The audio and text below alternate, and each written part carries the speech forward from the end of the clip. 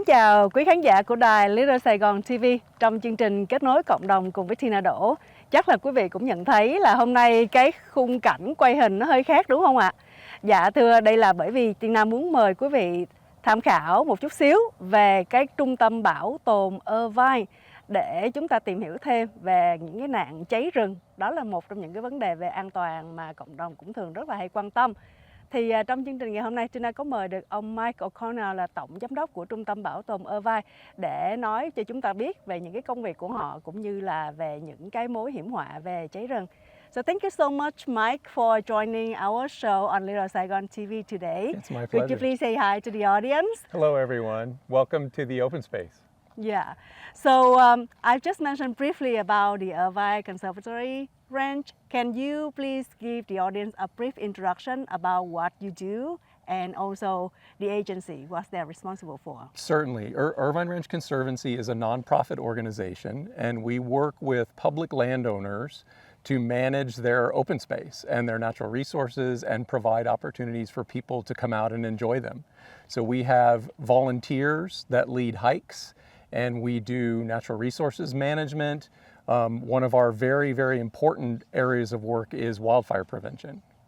So besides the wildfire prevention and the other resources that you provided, is there any partnership with the school or the local government to increase the awareness about what you're doing? Yes, we work a lot with schools, particularly in Irvine, but also in Santa Ana in North County as well.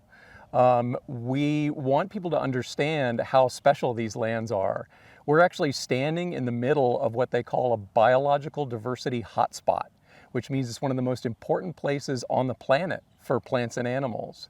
And it's right in our backyard. We like to say it's the hidden national park in your backyard because we have 50,000 acres of land. It's all publicly owned. It's very, very special. And so we want people to understand it and connect to it and take care of it.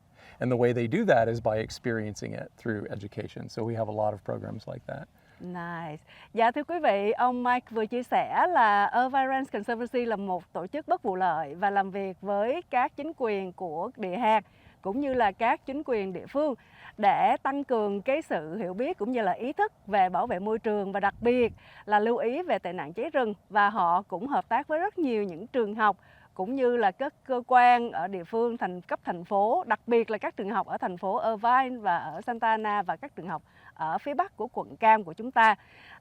Bởi vì đây là đất công cộng và chúng ta, những người cư dân, có nên tìm hiểu để tận dụng những cái nguồn lợi về những cái tài nguyên của chúng ta. Đây là một cái khu đất rất là đa dạng, không những đa dạng về mặt sinh thái, đa dạng về mặt địa lý mà còn là một cái nơi để mà bảo tồn, để giúp cho môi trường của chúng ta tốt hơn. Và chúng ta, thưa quý vị, là chúng ta có tới 15.000 cái mẫu đất công như vậy. Thành ra đây là một điều mà ít người biết đến. Chính vì vậy mà chương trình của đài Little Sài Gòn TV cũng muốn đem đến những cái kiến thức phổ biến này cho quý vị để quý vị có thể biết thêm. So let's talk about the programs that you partner with the school or the local governments. What would be the focus when you partner with those organizations? It's actually very simple. We like to say happy land, happy people. So we want the land to be healthy, and we want it to be healthy for a long, long time into the future so that our children and our grandchildren and their grandchildren can enjoy it the same way we do today. So happy land. Happy people means people coming out and enjoying the land, experiencing it. There's so much new research that shows that experiences in nature are so good for people.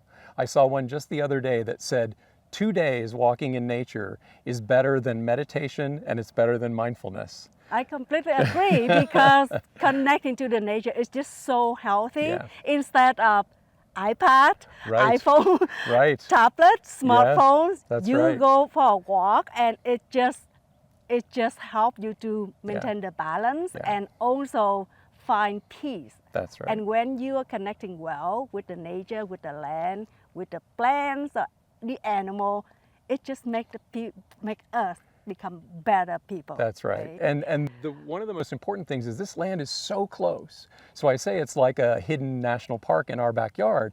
It's as big as many of our national parks in the United States, but we're 30 minutes away from Fountain Valley right now. We are so close, and people don't have to get on an airplane, and they don't have to rent a hotel room, and they don't have to go all the way somewhere else. This is in our backyard, and it's so special. So it's important that people get to enjoy it, but also that they understand it and, like you say, feel a part of it so that they can be part of taking care of it forever. So this land is very, very special, but it needs our help. It needs to be able to be taken care of long term so that it stays healthy and people can enjoy it. Yeah, I completely agree. That's why we do this show today. Yes. Just hopefully to let people understand and they realize, because people don't know. They're too Right. busy with their Right. daily life. They don't think about, oh, what do I need to do That's right. to make our land, our natural resources better. But if every single person have this kind of mindset and kind right. of just do a very little thing Yes, that that's could right. help the nature and could help the future generation, because this is not like the one-time work. No. This needs to keep on going. That's right. Yeah. That's right. You asked what our major programs were, and the way we look at it is whatever the land needs in order to be healthy and resilient, that's what we try to provide. And it turns out that probably the most important threat to the health of these lands long term is wildfire. Too much wildfire. We actually have a real problem in Orange County with fires happening all the time. Where we are standing today, this canyon has burned 3 times in the last 21 years. Wow. And it burned completely. When you come out here after the fire, it's black and there's no trees, no vegetation, no nothing. Now it will come back, but if it burns again and again and again, it's kind of like if you get the flu, you get a cold, right? Yeah. If you get one cold, you get better and you're fine. What if you get another cold 2 months later, and then another one 2 months later, and then another one 2 months later? Your immune system starts to shut down. And you can think about these lands as almost having an immune system, and wildfire is the disease. And if we have too much wildfire, then this system won't survive. And the plants that we're seeing here today and the animals that everyone loves to view, they won't be around either. So preventing wildfire is a really, really important job, and that job belongs to everyone. Everyone has a role in preventing wildfire. Yeah, so talking about wildfire, I know that in California, even though you don't pay attention, you only heard about wildfire here and there, That's right. especially during summer. So can you share more about what would trigger those wildfires and why the government didn't have any solution to prevent that? Well, one of the reasons why is it's a very complicated problem. Everyone is involved. In fact, my good friend who is the fire chief in Orange County, Chief Brian Fennessy, Chief Fennessy, yeah. He says the challenge with wildfire is it's everyone's problem and no one's problem. Oh no. Meaning we all share it, but we all have a piece of the solution. No one person or one agency or one government can fix it. Yeah. And so we need to work with the utilities, we need to work with the road agencies, the landowners, the land managers, the fire departments. All of those groups coming together are the most important thing. And in fact, my organization, Irvine Ranch Conservancy, facilitates a working group that we call COAST, the Coast Wildfire Prevention Group, and it includes all of those organizations that I listed. And we're working on these complicated problems and solutions for fire. One point that I really want to make is that we read about wildfires like in the mountains and all the trees are burning and they say we need to take out the dead trees and things like that. That is true there, but wildfire is actually different in Orange County, believe it or not. We don't have any trees. We have shrubs. We have short, plants. Yeah. And our problem is too much wildfire. And so it doesn't make any difference if it burns all the time. What we have to do is prevent those fires from happening at all. It turns out that 82% of the wildfires in Orange County start on roads. They start on the side of the road. Oh no. Yeah. And so we have to make our roads better, and we call it hardening the road, so that if a fire starts there, it can't get off into the vegetation and then become a giant catastrophe. The other thing that's important to know about wildfire is the worst risk, the big scary part, happens during Santa Ana winds, which is only about 18 days a year. So if there were, even though it's very hot today and you and I are sweating, Yeah. even if there was a fire that broke out today, there's not any wind to carry the fire, and the fire department would put it out right away.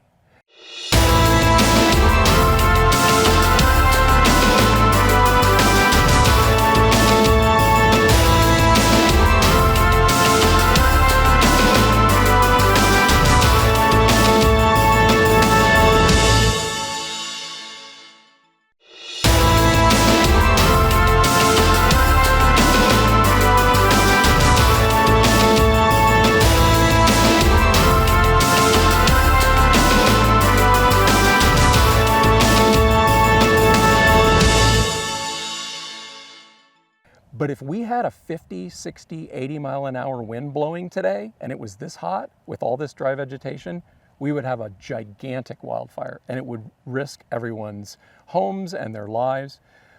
One of the things that I also want to say that's really important is Orange County is a small county, so we're all affected by wildfire. And someone who lives in Fullerton or Fountain Valley or Westminster might say, well, my house is not going to burn down from a wildfire, so why should I care? What about when the wildfire sends so much smoke that it shuts your children's school down? What about when we can't breathe because of all of the smoke and all the pollutants? And then even after the fire goes out, the next wind that comes puts all the dust up into the atmosphere, and it gets all over everything, and it gets in our lungs. So we actually, even if you live in a place like Westminster, you actually have a very, very important reason to want to prevent wildfire too. Not just about wildfires. We have the Tustin hangar burned down recently, and the whole county was like affected by that, right? So this is not something, it's just about wildfire. That's right. It's about safety. It's about the nice clean air that we breathe in. That's right. It's about the sustainability of the environment. That's right. So you mentioned a lot about the wildfire and how it happened like on the road, and we need to make things better. And with the working group that you mentioned, is there any plan, any things that the group put into action so the public can say, oh, this is good, and this is what we can work together to make things happen? Yes, that's an outstanding question. And in fact, the most important thing is to have everyone at the table working on the problem. So Caltrans, who manages the roads, they are part of the working group. And Orange County Public Works, that manages other roads, they're part of the working group. One of the things we're doing right now is developing a road ignition strategic plan to prevent ignitions along roadways. And that will involve things like managing the dry grass so that the fire can't get into the grass, putting up barriers so that if there is a fire spark, it doesn't catch all the vegetation on fire. There's all kinds of things that we can do, but it takes everyone at the table to do it. So I'm very excited about this strategic plan. We should have it done later on this summer. And it will then identify all the things that we will do together to try to reduce ignitions. There are things that everyone can do though. When you're driving on these roads, keep your eyes open. Look for suspicious activity. A lot of our worst fires are actually started by arson, where people do it on purpose. And how do you think they get to where they want to be? They go on the roads. And so if you're driving along the road and you see someone acting suspiciously and the winds are blowing, call 911 because they want to hear. Okay, that's a very good tip. And let's go back when you talk about you work with the school and different groups to kind of bring the awareness about the wildfire.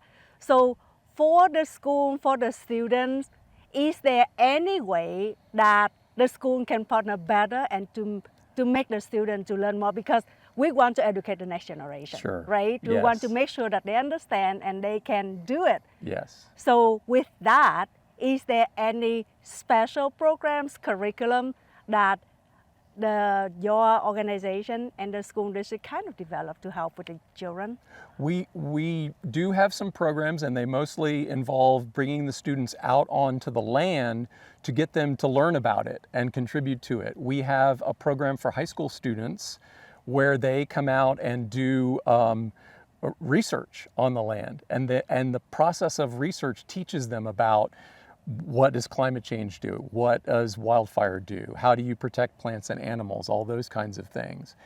Our goal is to try to get people to become stewards of the land, and someday one of them might want my job, and it's my job to get them ready, right? I hope there is a child in Westminster who wants my job someday. Yeah. And my job is to find that child and get them connected to the land and get them to understand the challenges that we have, and then hopefully they will carry that into the future.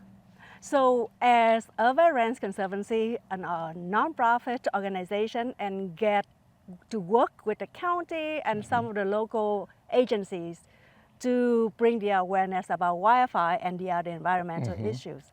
So from your point of view, is there any way that we can engage more local municipal government? Because there are 34 cities in Orange Sure. County. Yeah. If we Yeah. only work with a few big cities, how about the others? Yeah. Well, in terms of the open space and the land, we actually don't need to deal with 34 city governments. Our closest partners are actually the County of Orange, who owns this land that we're standing on and most of the open space in central Orange County, the City of Irvine, and the City of Newport Beach. But their programs are open to everyone. And so we do about 3,000 programs a year. They're all free that people can come on. They can sign up on our website, which is called letsgooutside.org. And you can go on there, you can learn about the land, you can basically learn anything you want there. But you can sign up for a free program, and we have about 30,000 people a year that come out on the land. Once they do that and they're connected to the land, then they pay more attention to what their government is doing and how well the land is being taken care of.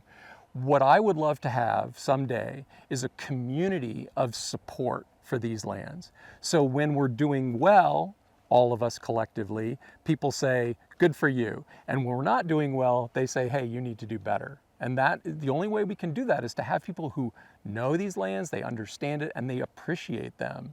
So you don't have to visit every weekend to appreciate it. I mean, one of the things I always say is, so you know the Grand Canyon National Park, right? Yeah. Do you love the Grand Canyon National Park? Of course. Do you go there every weekend? No. Exactly. Yeah. You don't have to come here every weekend to love it and keep it in your heart and keep it in your mind. And that's really what we want to build over time. And as you said, the way you start is with children and get them to grow up knowing that they have this and that it belongs to them and that they have a role in taking care of it. One of the things you mentioned that I'm really glad is that we have this, like the jam, in our backyard. That's right. And not many people are aware about that. That's right. So that is something we need to let the public know. That's right. So they can take advantage and they can enjoy, and also to contribute to work together to make things better. So we are lucky because we live in Orange County. It's not a huge county, Nope. but we have everything. We do. So with that and with the work that you've done, what is the strategy of Irvine Ranch Conservancy to work with other organizations in the future to improve the service and to bring it out more to the community?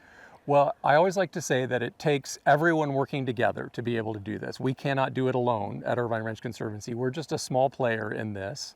It takes the governments that own the land. It takes the community organizations that are in these communities whose residents don't often have a connection to nature. We need to all work together, and that's really our strategy, is to bring together this community of support for the land so that long term people will say, you know what, I love this land and I want my children to love it and I want their children to love it, and help take care of it, because that's the only way we're going to be able to have this in the future.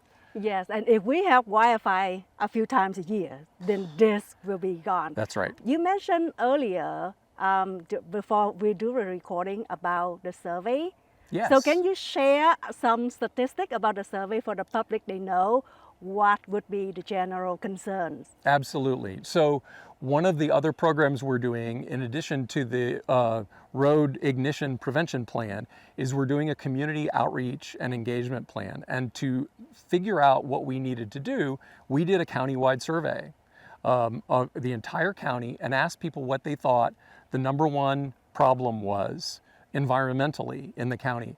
And we were a little bit surprised to hear that people thought wildfire was the number one environmental problem.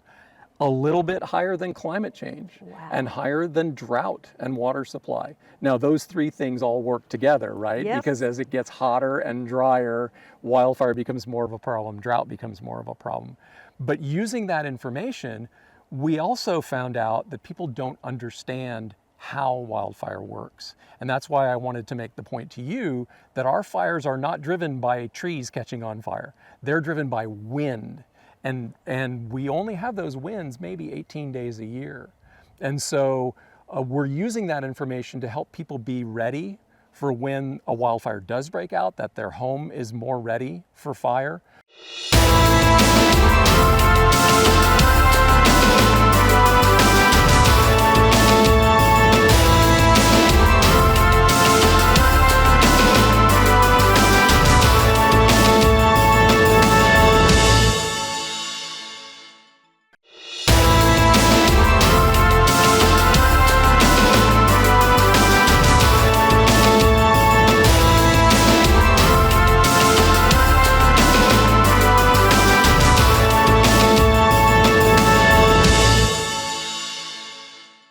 But also so that they hold those agencies accountable for preventing fire. We need to hold the road agencies accountable for preventing ignitions on their roads. Yep. Right? And that's Yeah. what people can do, even if their home is not at risk. Because when the fire breaks out, let's say a fire breaks out in Corona on the 91 freeway, and it burns all the way over these hills, and that happens a lot. That smoke is going to blow into Fountain Valley and Westminster and Costa Mesa, and it will make it hard to breathe. It will shut down our schools. We all share in that problem. So those are the major programs that we're using that survey to find out. So from that survey, we can tell that the public is aware Yes. about the wildfire. Yes. So that is a good thing. They're that aware, they know. but they don't know what to do. Yes, yes, That's they don't know right. what to do. Yeah. So that would give us an idea of making plan or strategize Yes. the work that you've done Yes. of how to get people involved. Right. Because imagine if this is something active and the community is eager to work together to make things better, then it would make a big, big change That is my for dream. the land. You just said my dream. Yes, but because that's what you want to do, Yes. and all of us want to do. Yes. To you, what is the best thing That people can do. to get them, to get people to support and to increase their awareness? I know that we're talking about school, children, Yeah, but yeah. that's just part of the group. We have more. Right. We have like over 3 million people in Orange That's County. right. So right. that's why, what is the outreach plan? What is the educational that we can do to help the public? Well, I think people get their information from a lot of different sources. And that's another thing that this survey showed, was that some people get their information from the web. Some people get their information from television. Some people get it from newspapers. And there isn't one place. And so we have to have a strategy that addresses all of those different ways that people get information. But ultimately, I think it's about neighbors and neighbors talking to neighbors. This is something where we have to change the complete awareness of the community, and it's people talking to people. So it's one of the reasons why I was so excited to do the interview with you, is you Yes. reach a lot of people. Yes. And people who might not normally connect with this. And so if they're talking and if I was telling a person what to do, an individual person, I would say, learn about this, make yourself aware of what the problems are, and then tell people about it. And get them involved. Get yourself involved and get them involved. Come out and experience the land, but also then start to participate in its care. You're absolutely right about usually people get information from different sources, but the most effective way is from people to people. Yep. because we are all connected to someone, That's right. right? That's And right. sometimes you read the news on, or you listen to the news on radio, on TV, you will not think about that. That's right. But if your friends, your neighbor say, hey, That's did right. you know about that? Then it makes you think differently. That's right. And it would make you want to do something about That's that. right. So with that, go back that the information, the communication becomes so important. That's right. So how we can utilize the media and also how to get people involved. That's right. That's way it can help to increase the awareness and more of the education, and people would pay attention more. Yeah. Yeah. So let me ask you this. We are here, right? And then you can see in the back, there's green, there's brown, there's green. The color is kind of blending together. Yeah. I am no expert. Right. So that's why I want to ask you, and why is that? And would this be anything that the public should aware about the wildfire risk? Yes. Well, let me start by saying that the biggest risk that we have for wildfires is dead vegetation. Yeah. And there are two different kinds of plants that we have here. We have plants that are native, that evolved in this habitat, and we have invaders. We have invasive plants, weeds we call them, right? The weeds are actually not adapted to living the way that the native plants are, and so they turn brown really quickly. In fact, if you look behind me, that whole hillside there is all brown. 6 weeks ago, that was green. Wow. Yeah, and everyone thought, oh, it's beautiful and it's green. Well, those are invasive weeds, and that is what's going to carry the fire. If you look right here, this is a native plant. Yeah. And it's green. Yes. And it's going to be green for a long, long time. And so the more of the dead vegetation we have, the bigger the wildfire risk we have. And it's interesting because this time of year, you picked a good day to come out here because you can really see the contrast. Yeah. Over here behind you is all green and native, and then up behind us is all brown and invasive. And that increases our wildfire problem. So is there any way to stop the spreading of those weeds, those unwanted plants? Yes, yes. We call it habitat restoration. Yeah. And so that's one thing that Irvine Ranch Conservancy does a lot, is we work with big agencies and government landowners to do large programs of replacing the weeds with native plants. One of the benefits is that it reduces the wildfire risk, but another benefit is the native wildlife love it, and people love to see wildlife. So if you have healthy native habitats, you can go for a hike and you can see wildlife. But if you're hiking through a bunch of dead vegetation, you don't like it, and neither do the wildlife, and so you won't see anything. So habitat restoration is really the way to do that. That's not an easy thing for an individual person to get involved in, but just supporting the idea of doing habitat restoration is helpful. How about the animal, the wild animal? Would they help? If there's more of them, would they help with the spread of these invasive plants? No, actually, most of the native wildlife avoid the areas where the weeds are. And so they turn into almost like a desert, in that they don't have the wildlife, they don't have the diversity of plants, they have a real problem with wildfire risk. They get ugly and dry earlier in the year, so they're not pretty when you go hiking. It really is a problem in our area, all of these invasive weeds. And the wildlife actually just avoid the areas where there are a lot of weeds. If you think about it, so there's this area here is so dense with weeds, you can't even see down to the ground. Wow. And if I'm a native bird, and the way that I feed is by flying over and looking down and seeing a mouse or something. Yep. If I'm flying over that, I can't even see the ground. And so it's useless to me. It's not a place where I can live. Okay, so that's something I learned. Good. Thank you so much, because I learned a lot today, Sure. and I hope that the audience will too. I hope so and too. with that, it will bring the awareness, and then people will work together to Yes. help with these issues. I know that we talk about how to communicate, how to reach out to the community. One of the things that I've done, because I've involved a lot with connecting the community, is going to different events to talk to people, because face-to-face conversation is much more effective than through a paper, newspaper, flyer, social media. Yeah. So would Irvine Ranch Conservancy be present at those big events for the county level, or like in Irvine or in any big city? We do a lot of events. Another way that we communicate with people directly is on the programs that I mentioned. So we do 3,000 programs a year, and about 30,000 people attend those programs. That is a conversation that we get to have with them. Nice. And we get to have it while we're hiking or riding a bike or something like that. And so you're actually out in the land while you're having that discussion. Which leads me to what I would really suggest if you were going to ask where someone could just get started. How do I start to understand about this? The best place to start is the website that I mentioned, which is letsgooutside.org.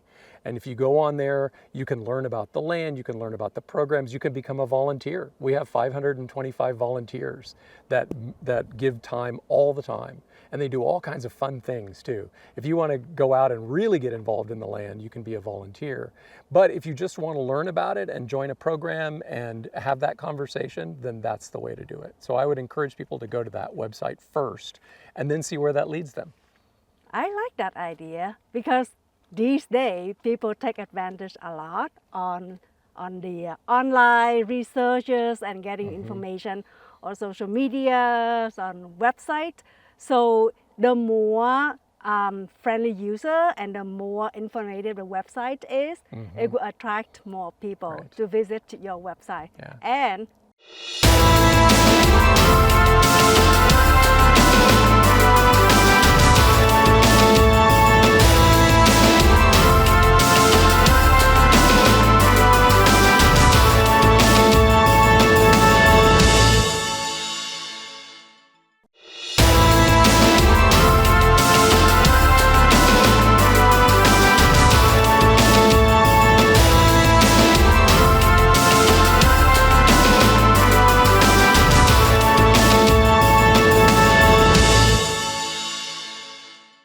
to make it fun, right? Yes, exactly. And we've tried to put everything in one place, so a one-stop shop.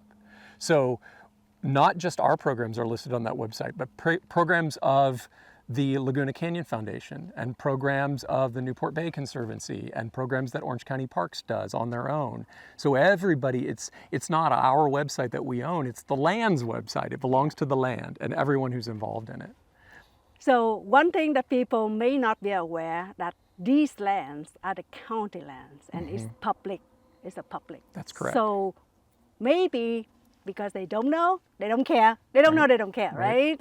Like you mentioned earlier, it's everybody's problem, but nobody's problem. Yeah. So if we can get them more involved and then work together, it will help a lot. That's right. And with that, then perhaps those programs, those activities, the thing that you've done will get more attention. And so we kind of cover a lot about the work that the Irvine Ranch Conservancy does, and also the partnership with different agencies, the working group that we try to bring awareness and things on the website. From your point of view, and as you've doing a lot, many years in this kind of work, what else could we done better beside those programs that we already mentioned?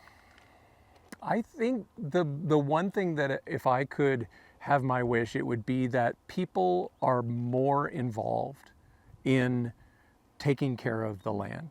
That they don't just drive by on the freeway and say, oh, that's pretty, I'll visit it someday. That they actually get involved in helping take care of it, because we can't do it alone. My organization is very small and everyone else has only a little piece of this. And so I would love if we could build this community of support throughout Orange County, the same kind of people who are the community of love for the Grand Canyon National Park, right? Yeah. If we had that same kind of community of love and support and appreciation for the land in Orange County for these lands, that would be my wish. Then we need to make this as another Orange County Grand Canyon. Yes, that's right. It is our national park in our backyard. It Yeah. really is. And I think that is getting people to understand how spectacular it is and how important it is. Yeah, so I like it, and then I just have to mention again that people, they don't know that we That's right. have a national park in our backyard. That's And right. this only takes us 30 minutes to get here. That's From right. anywhere.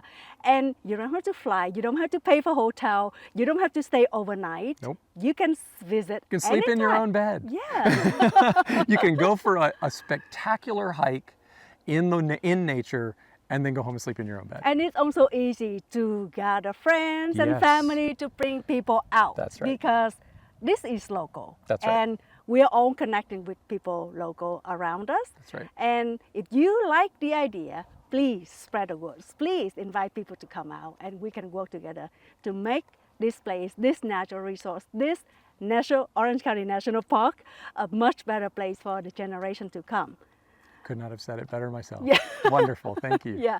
So is there any tips you would like the community to think about when they're like out and about going hiking, have a road trip, anything they should do or they should think about to help with the work that we're doing?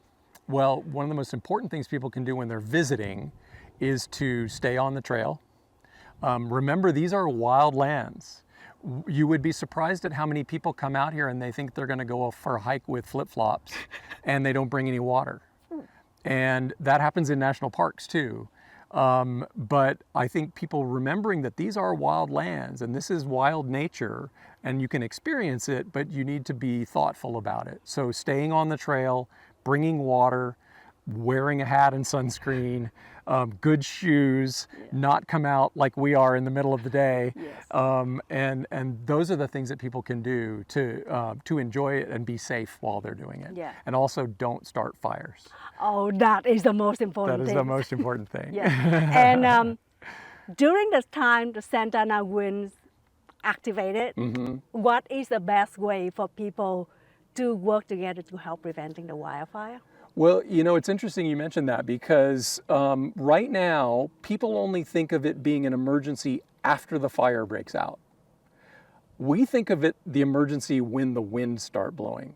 Because when the wind blows, all there needs to be is one little spark and we'll have a giant wildfire. And so if people can start to get their mindset that the blowing wind is really the emergency and they're on alert and they're making sure that they are holding everybody accountable for not starting fires. And when they're driving on the road, they pay attention to what's going on ahead of them. If someone pulls off into the brush, go and say, hey, don't pull into the brush because you'll start a fire. Everybody has to be vigilant and everybody has to pay attention during those times, especially when the winds are blowing. So I remember earlier you showed me those weeds that turn brown, and it's like it can start the fire like this. Yeah, I can just pick some up right Yeah. here. This is dry weeds. This is grass. 6 weeks ago, this was green. And now look at it. Wow. That's how you start a fire. It's just like that. And anything can make it burn. Anything could make it burn. That's right. Any kind of spark, any kind of heat source, and it will light up. So if this is on the side of the road and you drive your car and you stop it over it, just the heat from your car will light that on fire. And again, 6 weeks ago, this was green. And so we need to be really, really careful when the vegetation gets this way, that we're not accidentally starting fires.